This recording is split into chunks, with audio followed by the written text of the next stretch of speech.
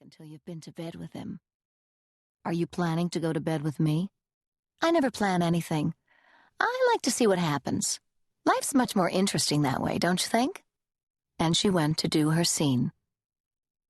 A minute later, Enid's voice startled Philip out of his reverie. I just talked to Roberto, she said, referring to the head doorman. Schiffer Diamond is coming back today.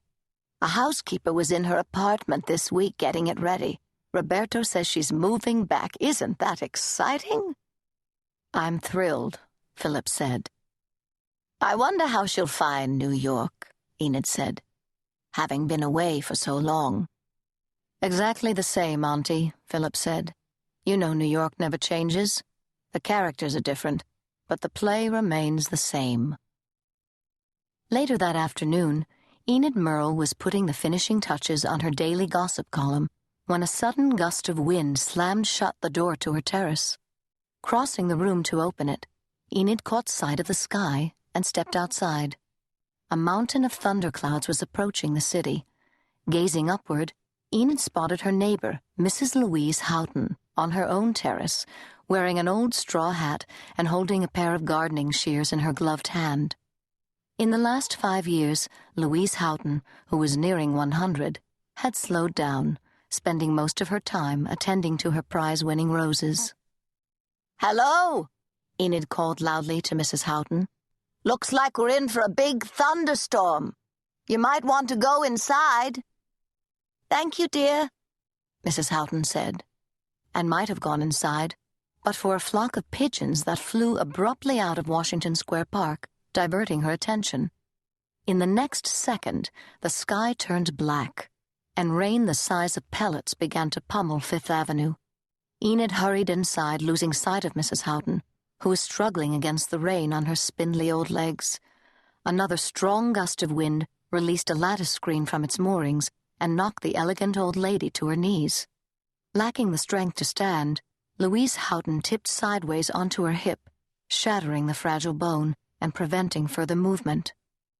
For several minutes, she lay in the rain until one of her 4 maids, unable to locate Mrs. Houghton in the vast 7,000-square-foot apartment, ventured outside and discovered her under the lattice. Meanwhile, on the street below, 2 town cars were making their way down Fifth Avenue like a small cortege. When they reached 1/5, the drivers got out and, hunched against the rain, began pulling out the luggage. The first piece was an old-fashioned Louis Vuitton steamer trunk that required the efforts of 2 men to lift. Roberto, the doorman, hurried out, paused under the awning, and called for backup before waving the men inside. A shiny black SUV pulled up to the entrance. Spotting the passenger in the back seat, Roberto decided to brave the rain. Picking up a green and white golf umbrella, he brandished it like a sword as he hurried out from under the awning. Reaching the SUV, he angled it expertly against the wind so as to protect the emerging passenger. A blue and green brocade shoe with a kitten heel appeared, followed by the famous long legs, clad in narrow white jeans. Then a hand with the slim, elegant fingers of an artist.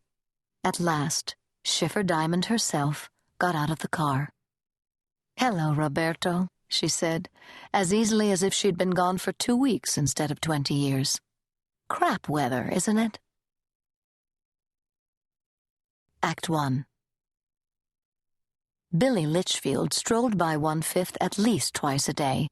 He had a dog, a Wheaton Terrier, that had been given to him by Mrs. Houghton. Wheaty required 2 outings a day to the dog run in Washington Square Park, and Billy, who lived on Fifth Avenue just north of 1/5, passed by it on his way to the park. 1/5 was one of his personal landmarks, a magnificent building constructed of a pale gray stone in the classic lines of the Art Deco era, and Billy had always admired it. It shouldn't matter where you live as long as where you live is decent, he said to himself. But still he aspired to live in 1/5. He had aspired to live there for 35 years and had yet to make it. Although a self-declared anachronism, lacking the appurtenances of what might be called a regular job, Billy acted as a sort of concierge to the very rich and successful, making introductions to decorators, art dealers, club impresarios, and